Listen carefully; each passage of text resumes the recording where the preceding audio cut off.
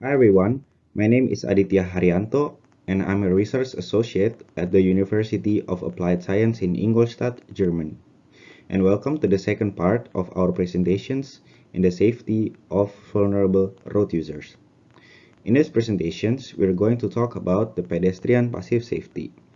Frankly speaking, it's about the safe system in a car that can reduce the possibility of fatality when a pedestrian gets struck by the vehicle.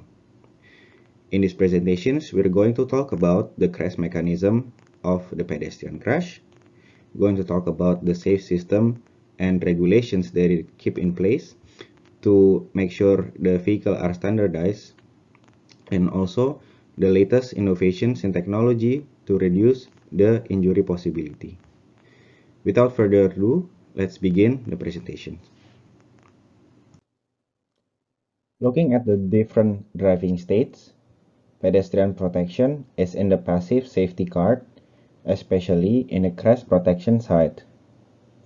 To protect pedestrians and lower the possibility of an injury, engineering efforts are focused on a specific part of the vehicle front structures, namely the front bumper, hood, windshield, and the A-pillars. These parts can play a significant role in reducing the severity of the accident itself. However, before we begin with the latest development of pedestrian protection system, we should present the motivation why is it needed to improve vehicle safety for pedestrians in order to increase road safety indicators. According to the latest report from the WHO about the global status of road safety, pedestrian death constitutes approximately 20% of all road traffic fatalities on a global scale. And if we dive deeper in terms of the region that is most impacted, Africa has the highest proportion of pedestrian fatality with 40% of all road safety deaths related as a pedestrian death. Amongst other crash types, pedestrian crash are the most dangerous and difficult to predict the injury outcome. This is due to pedestrians not having any protections, and when being crashed on, the protection for pedestrians are mostly provided by the crashing vehicle. Therefore, the burden of the responsibility to reduce pedestrian fatality are then shifted to the vehicle manufacturers to design front structure that is pedestrian friendly. Furthermore, it is important to note that another significant factor that play a role in determining the outcome of the injuries sustained in the crash is the speed at which the collision occurs. The crash speeds, or the velocity at which the vehicle or pedestrians are involved in an accident, has a direct and a substantial impact on the severity of the injuries. To understand this relationship, let's take a look at what the latest research have found. Another important factor when we want to take a look at the risk of fatality for pedestrians in a crash is the impact speed at which the car hit the pedestrians. According to the latest meta-study in 2019, this relationship between impact speed and the risk of death can be described in the following graph. So as we can see, there's a small percentage of fatality for pedestrians when a car hit them at the speed of 30 km per hour. However, this risk increased significantly until the 59 km per hour or the 60 km per hour mark, where the chance of fatality reaches 50%, or a coin flip between life and death for the pedestrians. And its risk continues to rise until at about 80 km per hour, where the crash outcomes would be a fatal crash for the pedestrians. In a pedestrian vehicle collision, most of the impact happen at the front of the car. When a pedestrian gets hit by a car, their whole body essentially wraps around the front of the vehicle until the vehicle stops and the pedestrian body begins to detach and fly onto the roads. Although vehicle front design can play a heavy role in affecting the crash mechanism, it is not likely for a sedan or small-size SUV to run over a standing pedestrian. Therefore, most of the pedestrian crash will most likely end up in the pedestrians wrapping around the car itself. So, let us walk through what happens typically in a pedestrian frontal impact.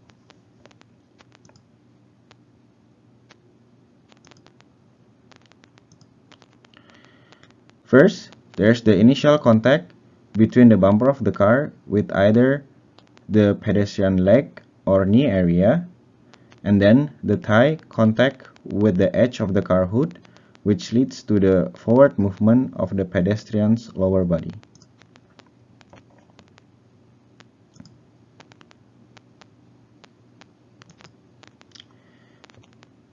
Second, because of this rapid movement, the upper body rotates and accelerates towards the car hood or windshield, causing the impact of the body and the head of pedestrians onto the hood or vehicle windshield area.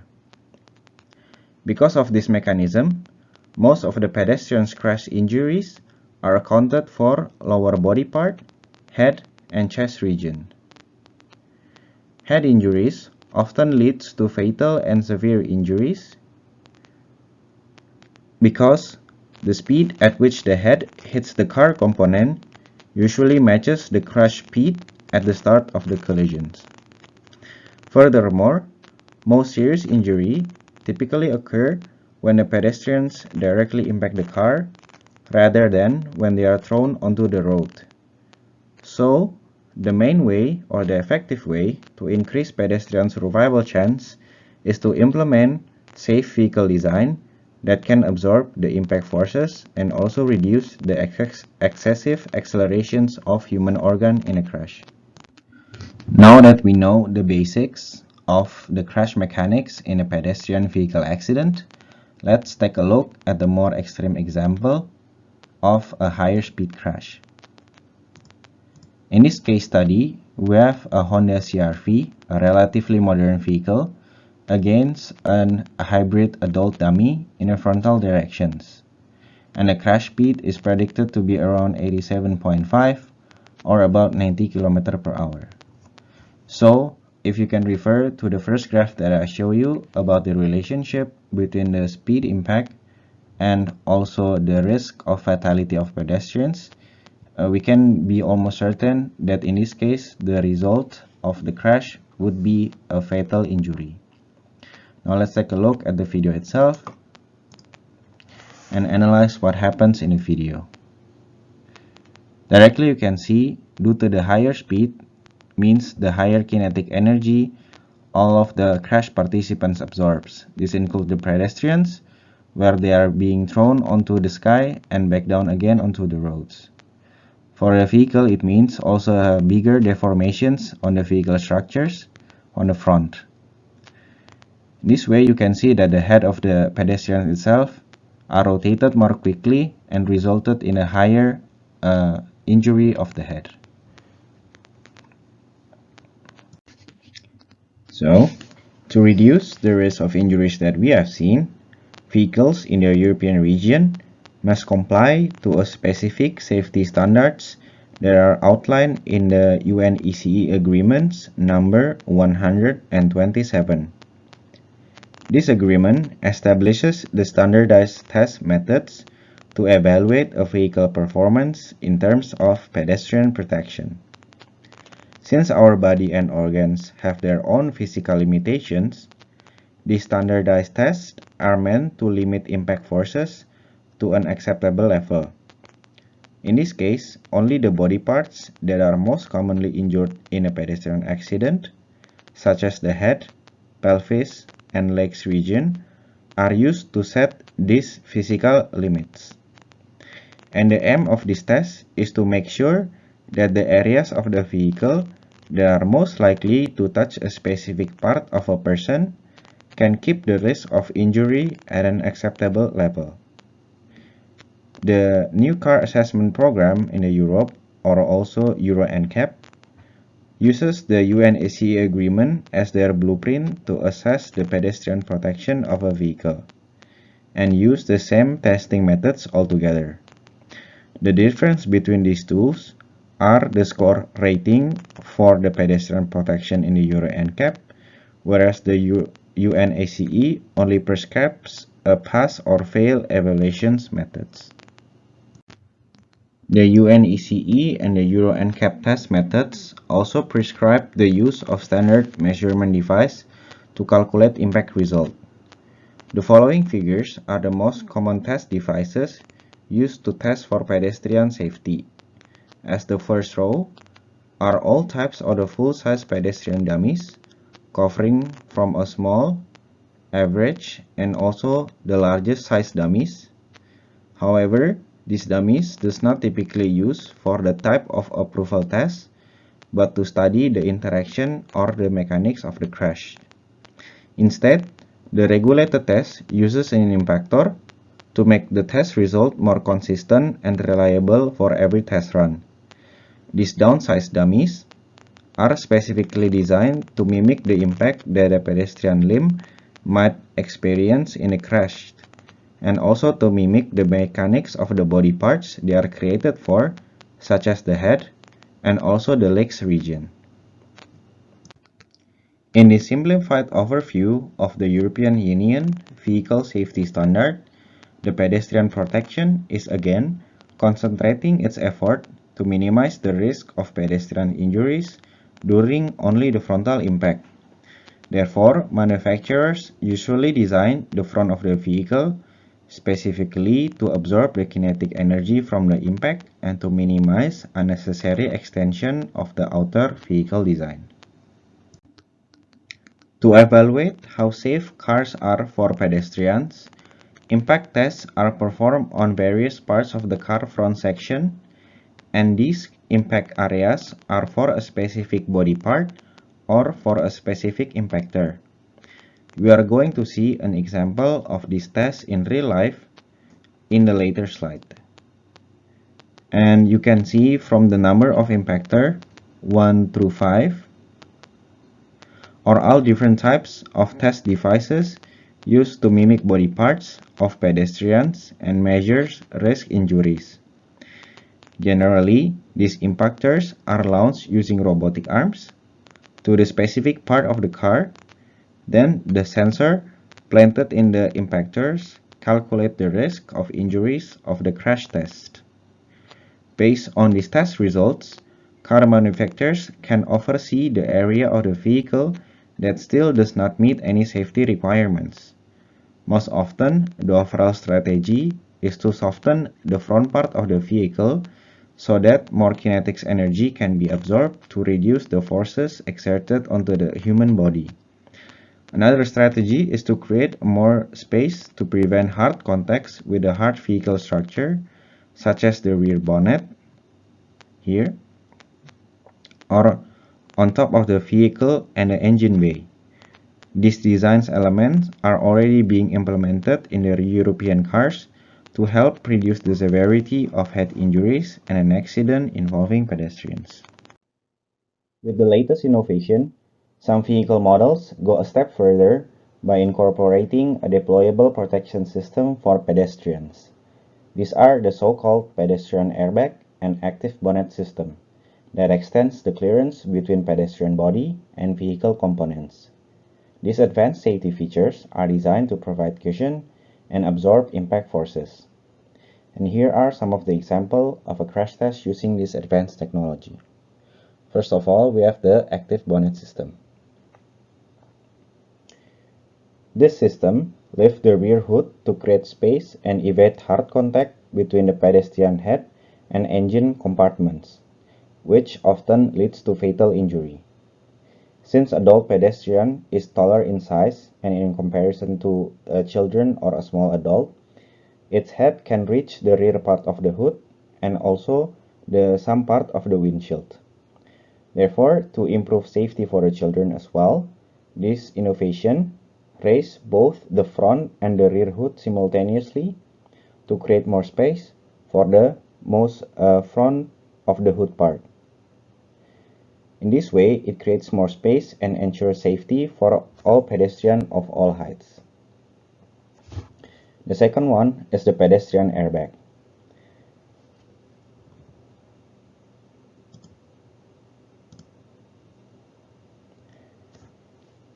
There are two goals of this airbag. That is, first of all, to lift up the bonnet and create more space, and mitigate hard contact between pedestrians with the engine bay. Secondly, to cushion the possible head impact with the windshield wipers and the lower area of the A-pillars. For this thing, a crash sensor are placed along the bumper edge to detect and distinguish between a normal crash and a pedestrian crash for the airbag firing. However, it is not necessary to incorporate all of these innovative technologies to pass all the regulation tests and also have an excellent result for the NCAP pedestrian protection. An example of the latest Euro NCAP pedestrian protection test on Toyota Corolla Cross showed that just by optimizing the frontal structures for pedestrian crash was more than enough to give an overall great results. These design decisions are made also in order to pass the type of approval requirements for pedestrian protection here in the European region. So I'm going to show you a video of the crash test itself. As demonstrated by the Toyota Corolla Cross, these measures can yield an impressive results. The vehicle achieved an overall score about 87%, significantly reducing the probability of injury.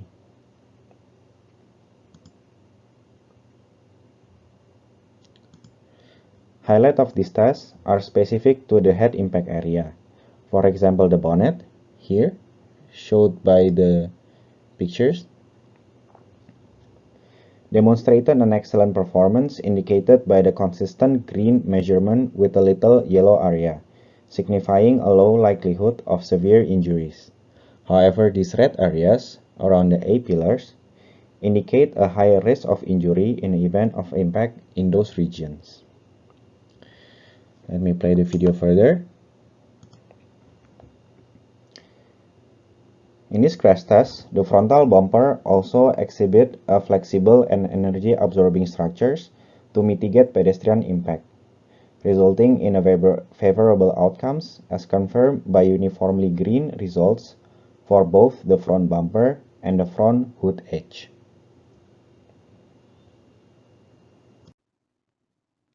The concluding key points in these presentations are three things.